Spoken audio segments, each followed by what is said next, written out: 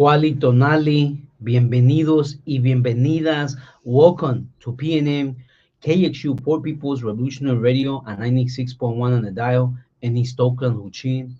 Streaming live online at www.poormagazine.org/radio. This is Muteado Silencio, con voces de migrantes en resistencia, in studio with fellow formerly houseless poets, homefulness residents, and poverty scholars, mi carnala Tiny y mi carnala Ifalayo. As my born day approaches, my heart is homeless. I can't breathe. On May 25th, the warrior son is reduced to his knees. George Floyd was erased, chased into death by this race terror of this sick American place. I cry for his mama and this mama and all the ancestor mamas who watch and scream as more racism, ableism, and classism steals breath from life, reducing fathers, daughters, sons into hashtags and dedications. What does a birthday even mean in the face of an evil murder we can't ever unsee? So I dedicate, I liberate my born day and my everyday to warrior, poverty scholar, brother George Floyd, to Breonna Taylor, to Luis Gongarapat, to Paul Castaway, to all the beloved stolen loved ones. After screaming out to another victim of houselessness, I want to just thank everybody for tuning in. This is PNN, not CNN. That's Poor People's Revolutionary Radio. Unbought, unsold, never played. But I want to shout out to another victim of houselessness as we're lifting up our ancestors today, because we know homelessness kills. Sister Georgiana McGee from so-called Yokut lands, aka so-called Fresno. Shout out to Des Martinez from Homeless in Fresno. And all of our resistors on this stolen land of the endless state terror called sweeps and erasure. And just remember, family, from Lenape to Huichun to the digital streets, settler town to settler town, they still keep up these violent sweeps. But we won't be bought, sold, or turned into products or property. Mama Earth is not for sale. At least not here, not now. On Poor People's Radio, we remain unsold and always free. The settler terror are sweeps from Huichun to Lenape, aka to Oakland to Philly, and today's Poor People's Radio podcast in honor of emergency Cross Bay action, Nowhere to Sleep, which we are holding today, Tuesday, at 10:30 in the morning in Huichun, at Shitty Hall, and then at 12 noon in Yelamo. We speak with sweep survivors from Philly, as well as sweep survivors from Huichun, beginning with the community in Philly, which was one of the many poverty scholars and houses communities we spoke with, shared with, and exchanged survival stories with. Bring up that picture too. The group picture of us in Philly. And then the video. This is just a little brief, few words. And then these folks we just. He's going to bring it up. Or not. Or what? Hold on, relatives. There it is. Here we go. Chloe and our comrade overview about what's happening here. Yeah, I mean, we had a press conference. There was demands that were set forward. It was about like making this a safe site. It was about like having a property receipt system. These folks were just one of the powerful communities we met with the epic on tour with the Crushing Wheelchairs movie back east in Turtle Island. All of who will barely survive a violent sweep in their community. Stay tuned later in this broadcast to hear from the stories of resistance and how we can help. But first, we turn back into Huichun, Oakland, where we have the honor of introducing another movie focused on the struggle of houseless people in this stolen land. A documentary, a violent sweep enclosure of Wood Street, one of the largest houses in communities in Oakland, with our Wood Street family and filmmaker of this documentary, Karen Creighton. We speak about it. Okay, relatives, first of all, welcome Wood Street to Poor People's Radio, as you already hear. We also got our sister Aoife Lyle in the audience, but I wanted to start just by bringing up that the IG page, if you could, of some of their pictures. And then we're going to bring in Karen and John and Aoife Lyle. And also just to really underscore that, we don't call it an encampment. I don't use a military industrial complex word because we have community, whether we're houseless or not. And so, yeah, we call our relatives when we're on the street and we don't have these roofs. Those are communities. So, welcome to Poor People's Radio, John and Karen Crichton, and of course, our sister Aoife Lyle. Welcome back. Good morning. Oh, wait, maybe it's this one. Hold on, let's make sure Karen has got her sound on. Try that one. Wait, can you hear me? Yeah, Yes. We got you. Thank you for your And patience. the PNN, not CNN, people. Here, let's get Aoife Lyle on the screen too. I think you might have to turn that. So maybe John, you could take us back a little bit to just to set the tone for what happened on those fateful days of violence, which of course poor Magazine was right there with you. But just give us a little bird's eye view for listeners and viewers who may not know, and then we can talk more about the movie process.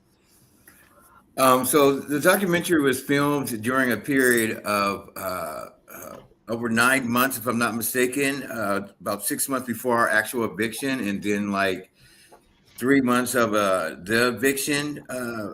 It followed us along, like our organizing and our resistance up against the city of Oakland, Caltrans, and it just showed like the community building and the community coming together. It also showed another side of, I feel like, the encampment that people normally don't see. Because when we talk about the eviction, we just hear about the horrible part of it, but there was also sort of this beautiful part of the eviction that I felt of the community coming together. Yeah.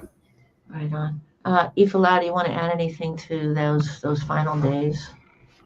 What I appreciate about the movie is it really drops you in to what actually happens. I think people that are housed or, people just get frustrated with, folks living outside, but they don't really understand the terror that we actually go through and how hard it is to constantly lose our things over and over and over again. So it really gives people an inside look on what that looks like. And hopefully it'll change people's mind in the future to find better ways and better solutions to work with our folks living outside. But those times were foggy.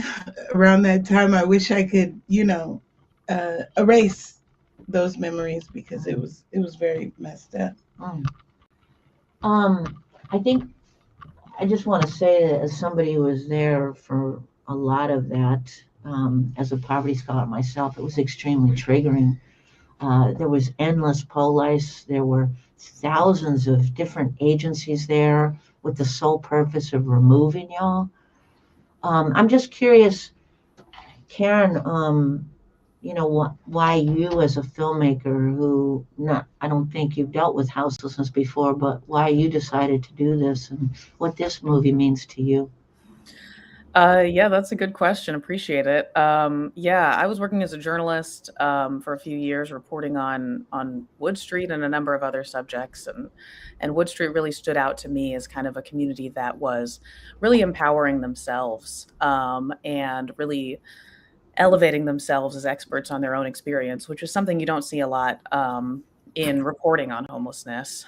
And then I mean, I haven't dealt with homelessness personally, but my family's dealt with, different struggles that I don't feel like going into at 7 in the morning. But but, it's always a subject that's been really close to my heart that I care very much about, and so it's been great to really learn a lot from John and Ifalayo and all the other folks at Wood Street too.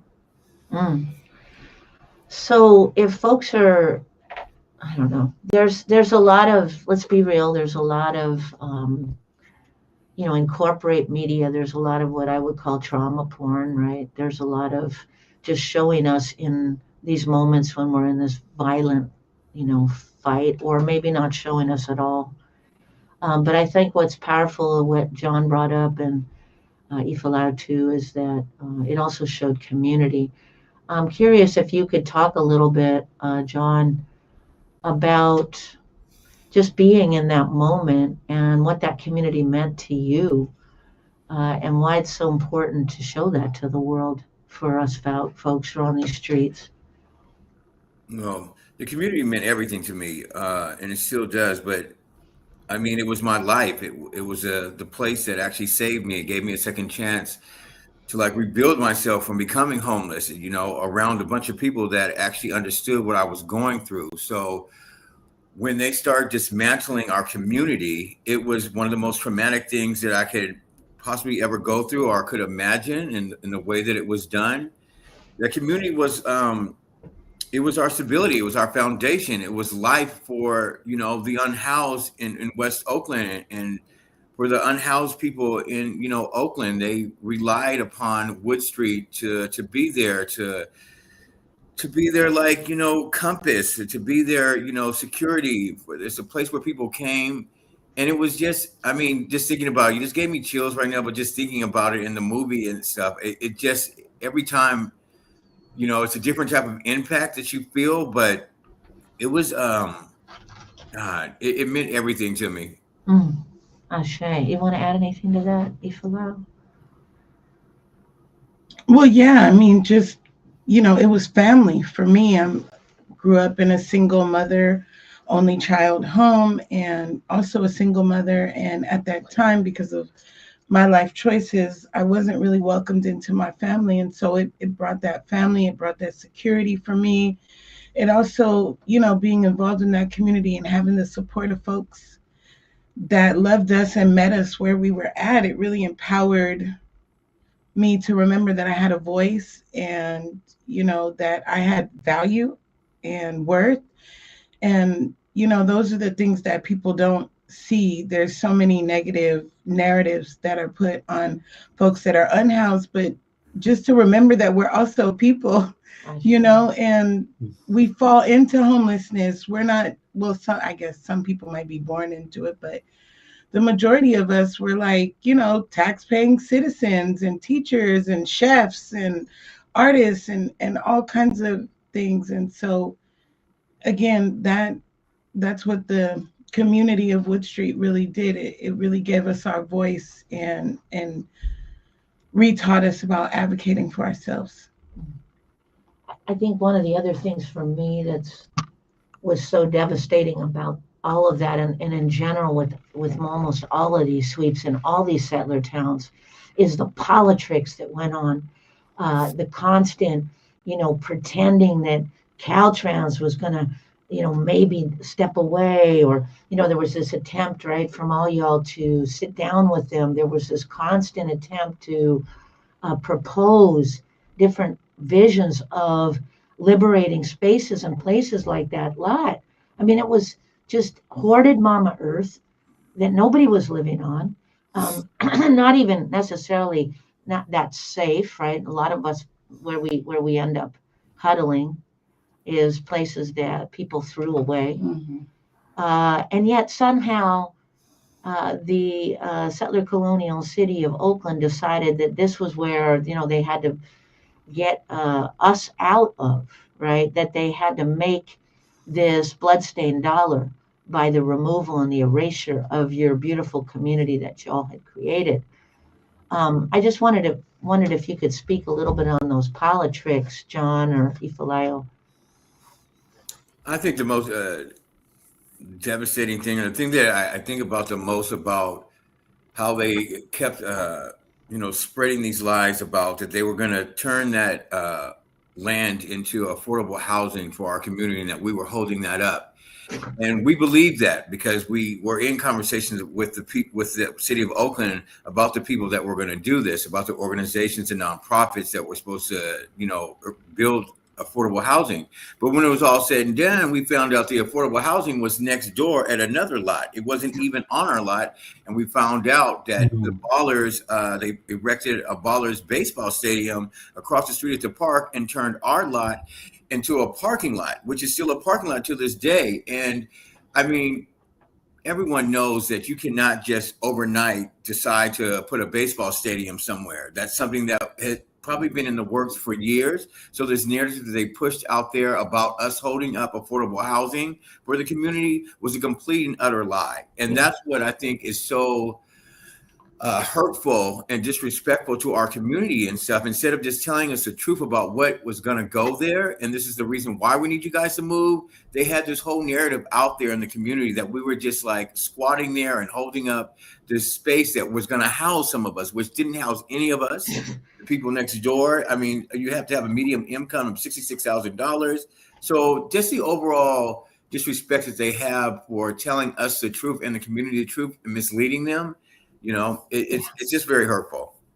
And happens so much, right? And let's just shout out to People's Park with that same narrative before they put up, that violence of closing a park from the community. Karen, and once, I'm sorry, I just want to say that once they wanted us out, like when we first moved down there, like there was like police and stuff. I remember him, Officer Moore told us, if you go down to Wood Street, we won't mess with you, And so we were like, oh, it's legal to be homeless down here. What's up? And they put up K-rails and they put up porta potties for us and they picked up our garbage. But then it was like slowly but surely they started like sabotaging that, like letting the garbage, they remember, John, like they stopped like coming to clean up out there and helping us clean. So yeah, it was just like they wanted us out. And it also feels like, I mean, if you notice a lot of places where there are encampment communities, then it's like we're almost like the real estate scouts. We find these nice little spots and then all of a sudden now they're, posting up this like, oh, this is actually nice. And look, they've been living down here and nothing's happened to them. Let's just sweep them out of the way. Maybe they sell it cheaper because there's been homeless people living there. So it's like, oh, I don't know. It's just weird that all these places are like popping up in places that we're living. Now they're like great, real estate property. But yeah, I mean, and that's the part of the like empowerment that came from Wood Street, is us trying to be proactive and being like, look, we get it. There's an issue. Obviously, we have issues too. Let's work together. And, just like you're saying, politics, they were saying whatever because they already had their minds set up. That part. I mean, and it's definitely important to name that. Following that, we had the violence of Grants Pass versus Johnson. We had the violent removal of one spot after another. But the other crazy thing is the story that we are presenting later in the broadcast, same thing. Houseless folks stay on this hoarded Mama Earth, and suddenly now the developers want to move in. At the time when all that was going down with Wood Street, one of the things we did as fellow warriors with y'all was propose that idea that they should give y'all the land as liberated land. Hello. But nobody was trying to hear that. Hello. Karen, can you tell listeners and viewers what was, as a filmmaker, as an artist, what was important for you to show? I know the cinematography is really beautiful in this movie. What was important for you to show to illustrate this violence and also this resistance? Oh, that's a good question. I mean, I think it was important for me, maybe less in which images to show, but maybe like how to show them. And I think that for me was important in the film doesn't have any interviews with like city officials or experts. And so it was important to me to just try to show the Wood Street perspective as much as possible. And then, during the eviction, I think, I also felt very emotionally attached to this community at that point. And, it was important to be there to be a witness to what they were experiencing, which is, so much brutality that I think the average housed person has no idea happens in an encampment sweep. And I think, showing the mass of, police force that was used during the Wood Street final eviction. There were, 50 plus cops there on most days. And, showing kind of the destruction of the community, and an unfortunate thing to show in the film, but, is part of it. Yeah. Yeah. As we're running out of time, let's talk about your dreams with the movie. I know it's coming up with a screening this Sunday, but I think it's sold out. What's your future, and how can people support? Where are we at? Yeah, we're still doing the film festival circuit and waiting to see what our next festival will be. We're working on securing an Oakland screening, and I wish that we could share a date for that yet, but we're still working on it. And what was the rest of the question? Just what are your hopes and dreams for this movie? What do you? I hope we can bring it, to cities across California. I hope we can bring it, to communities across the country that are facing similar struggles. And I hope that we can, share, a little bit of the Wood Street community with these folks. Any last words, John, that you'd like to say? I know that, let's just say to listeners and viewers, Wood Street Commons is a beautiful community that the politics can't kill. So it exists today. Right. Hello. Go ahead, John. I just want to say, people might think that Wood Street doesn't exist anymore because we're not on that plot of land, but Wood Street is out there. We're going strong. We're doing a lot for our community still. You can look us up at www.woodstreetcommons.org, and that will take you to our webpage. And there's so much information on that webpage. You can get involved. You can donate. And you can read up about us. And you can also give us a donut. And I'm just playing. But wait, Ifala, did you want to add anything to that? And there's a block party coming up Friday. Hey, block party at the old Greyhound Station, 2301 San Pablo, 1 to 4. But also you can plug in with coming with us and just, doing our weekly outreach on Sundays. We're always having big events. And you could follow us on Instagram at Wood Street Commons, on Facebook, our Facebook page. And yeah, just come out and hang out, but you better come to the block party. Hey, because you know what? Us poverty scholars have solutions, and we don't need politics. We need liberated Mother Earth, and Mother Earth is not for sale. We appreciate you so much, Karen and John, and a beautiful Ifalayo, who's sneaking out the side there real carefully. We really look forward to seeing this movie, and also, just remembering that that our stories are also our power. And that is one of the ways that we can deconstruct these lies about houseless people. And shout out to Lamonte, shout out to Kelsey, shout out to all the relatives who make this happen. It's a powerful movement, and we're right there with you. Thank you, family. Thanks for having us. All right. You're listening and watching Poor People's Radio. That's PNN, not CNN, folks. We have the sorrow, but also the blessing of creating, as most of you know, this powerful movie, Crushing Wheelchairs, which is, we say we're not acting, we're living. It's a narrative. It's all of us poor and houseless people telling our stories through a different perspective, actually reliving the things that we've all gone through of eviction and gentrification. But in this epic untour in back East Turtle Island, we had the blessing in every settler town of meeting with fellow poverty scholars, because that's how we roll. When we do art, it's for the folks who are living that art, okay? And so one of the relatives that we had the blessing of hanging out with and speaking to and learning from was some powerful warriors in occupied Lenape territory, so-called Philadelphia, but that's also where Mama D is from, streets of North Philly. Yeah. Um, and found out that, of course, the violence of sweeps, whether it be from the politricksters or from the developers, from the so-called private property owners or the settler lie of public, it really doesn't matter. So we're going to show a little clip of this video, and then we want to bring in our relatives from the struggle in so-called Philadelphia. Go ahead, Tibu. Yeah, so right now we're like on South Columbus Boulevard.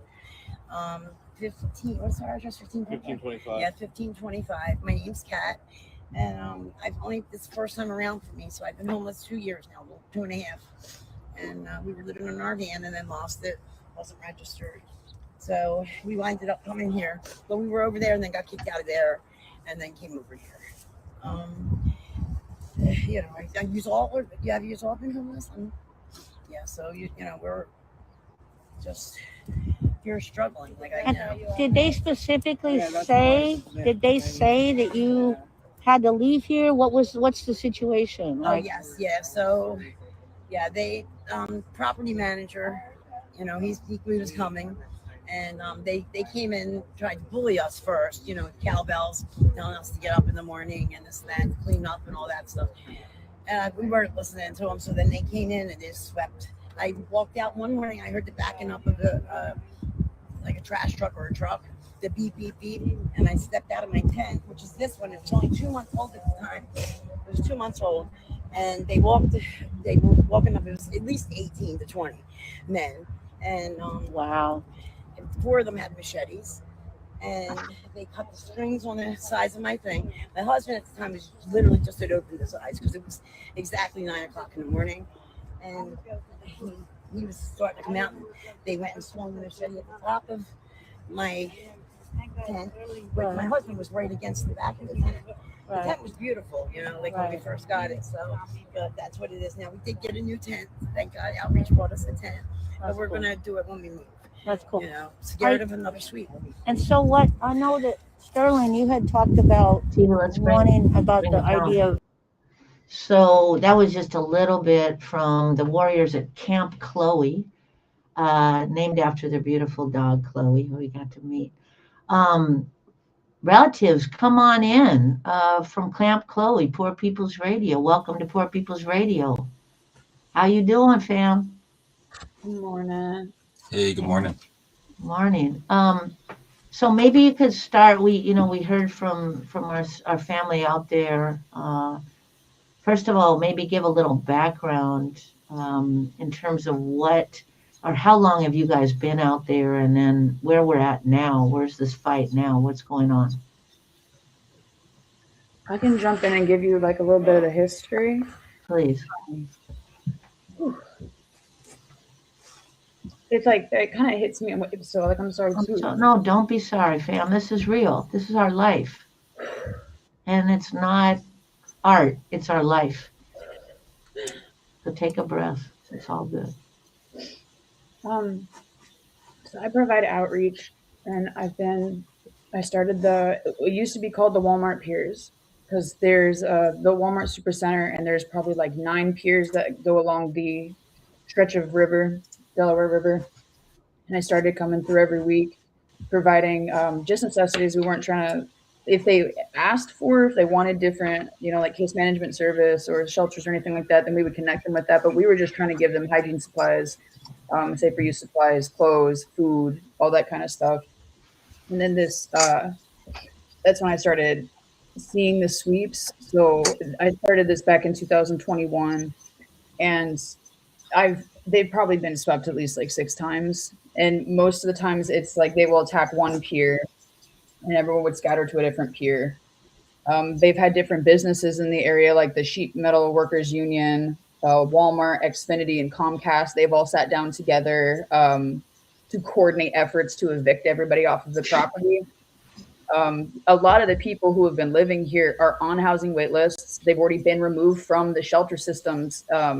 And they're really not hurting anybody. You know, like there is kind of like violence within the camps. There might be like theft or things like that, but there is like camaraderie, and they're not antagonizing, you know, people who are just walking by with their dogs. So we see like a lot of the same stigma, like these tactics used again and again with people not thinking about like humanizing the people who are out here. These are Philadelphians too. These are your neighbors. This is like, and it finally got to the point. We believe it's because we're hosting the 250th anniversary in addition to the World Cup in Philadelphia. We believe that these might be reasons that they have really heavily and with finality targeted this area to shut it down completely, because it was back in last October or November that they did a huge sweep. And whenever they come and do sweeps, they do not give the residents any type of forewarning. They might post a little notice. It has no judge's signature. You know, this is not like a legal document. It's something I could type up on Word and say, yep, you have to be out by this day. I'll just print it on yellow paper so it looks urgent and put it on, you know, your fence post outside. Sometimes when they post these notices, nothing happens for weeks. Sometimes they just come on a random day. So there's not been any consistency. There's not been any following the letter of the law. There's been nothing to help protect the dignity and the rights of these humans. You know, like we call them the residents of Camp Chloe to affront that stigma. You know, to affront like, oh, the homeless or the people who are using drugs. You know, like, no, these are your neighbors. These are, and the people there have taking care of me. Like they are my friends, you know, like these are, I text them all the time. We like, it's not about just providing like one-way services to them. There's reciprocity. You know, you go into the camp and they're eating, they're going to feed you too. You're sitting at their table. Like they are my family as well. And it does like, when they moved everybody off the piers in November, they closed down every single one, and they have just vicious police presence. So it was continually swept. If anybody did try to recrop up with a tent within 28 hours, they're like, get out, get out. So this forced everybody to across. It's land that's very near where the piers are, but it faces like Columbus Boulevard instead of the waterfront. So they've been pushed into an area that is more public. They did, when they relocated to this area, of course, tried to put up privacy shields. That was cut down by the city. The city uses a tactic as well, and this is not something that's just unique to Philadelphia, but where they will go and clear cut everything. They cut down all the vegetation, all of the plants, all of the trees. So obviously, this is like it's a war. It's a war with green spaces as well. It's a war like, but it is. It's created so that they cannot hide. They are in plain sight, and then obviously they say it's an eyesore. Well, you created the eyesore. They were hiding. They were trying to have as much privacy as they could, and you engage in these tactics to force them out into the open, and again, just continue to ostracize them from your community. You're not doing anything meaningful to try to create this family structure and this safety for them. You're in constant opposition to them, and I get very emotional because like. I have such fury at the way that things are. I have just this this sense of like justice that's not been fulfilled that continues to sometimes burn me out. And this last time has been more difficult because of the finality of it. Because this is like, we're now off this land completely, and we've held it for such a long time. And my friends lost everything again. And like we knew it was coming. We're here to help relocate them, but there is just sorrow there too, you know? Yeah. I thank you, first of all, for your words, for your work, and for this sorrow, because that grief is real. As a survivor, violence sweeps over and over again. And, you know, the guests who were on before you, I don't know if you know, but same thing in Oakland, same thing in LA. Shout out to Edna Street Solidarity. They want to erase us. That is not an accident. I just want to tell listeners and viewers too, we had the blessing of going to this area, and you know, no one else would want to be there. I mean, these folks were building community on a place that was next to a Home Depot or a Lowe's or something. Nobody's trying to be in that parking lot. Okay. What?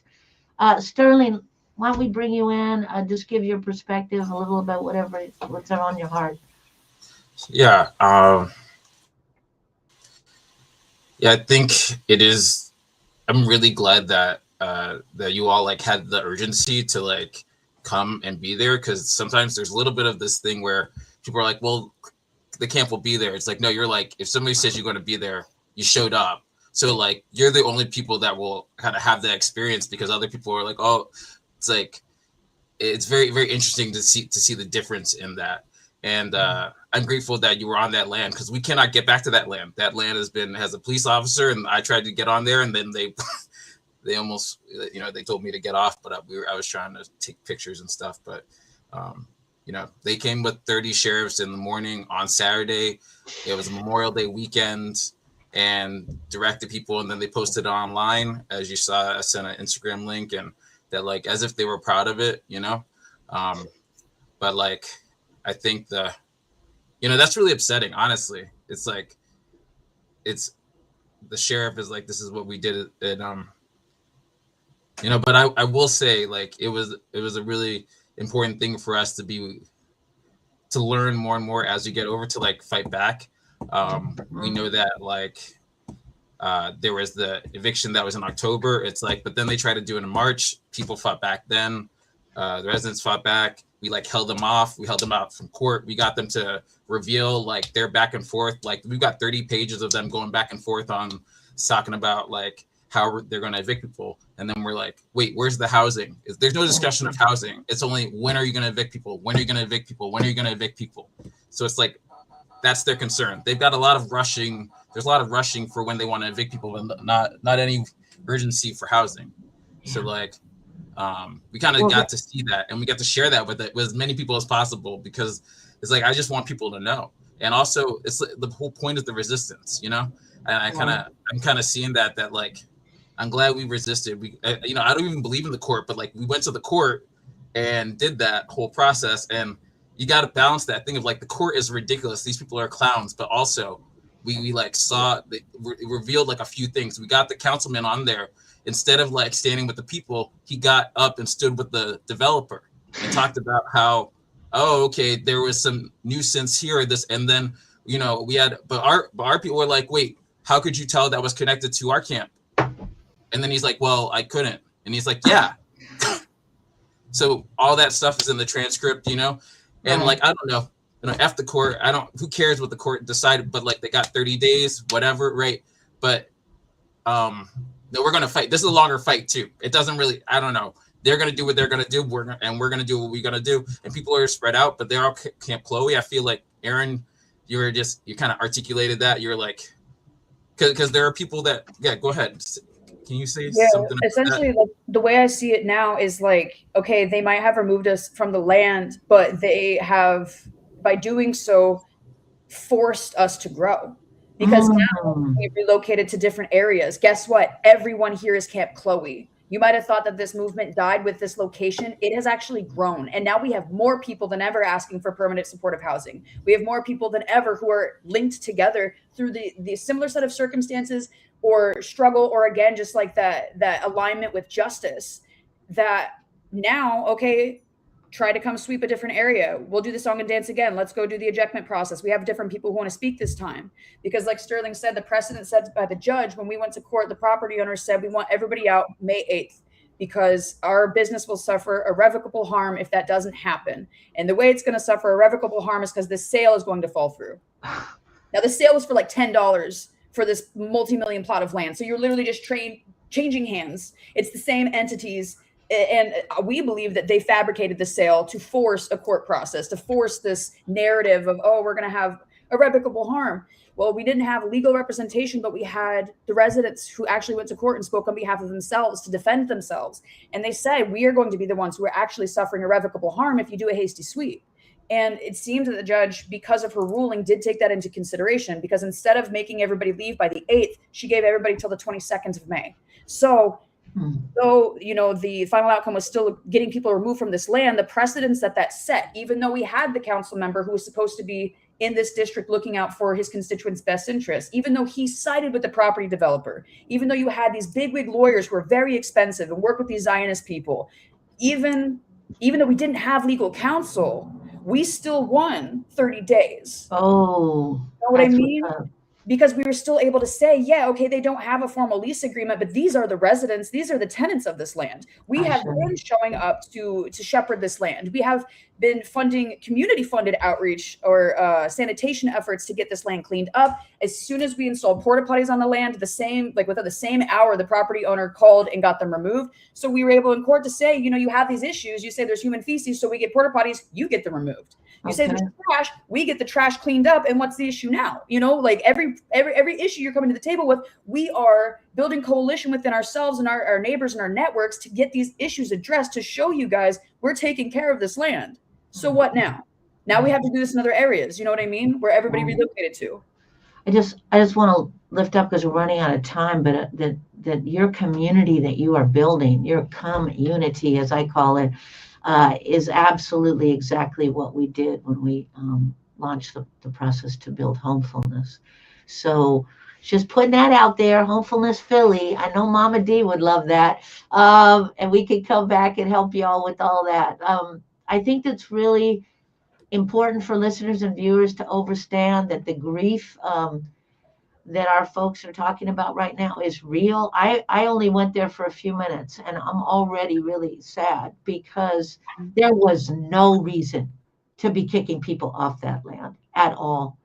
And as we talk about all the time, Mother Earth is not for sale. The settler lie of public and private property is at the core of this mess. And absolutely, you're right. Politics and their mess are constantly supporting it. This is a settler colonial lie of, supporting rich people, supporting wealth hoarders, and supporting this idea that some people can have nothing and others can have so much that they will never use, right? So tell listeners and viewers, as we're closing out, how can people support y'all? What are next steps if you're rebuilding this movement? Where are you at now, etc.?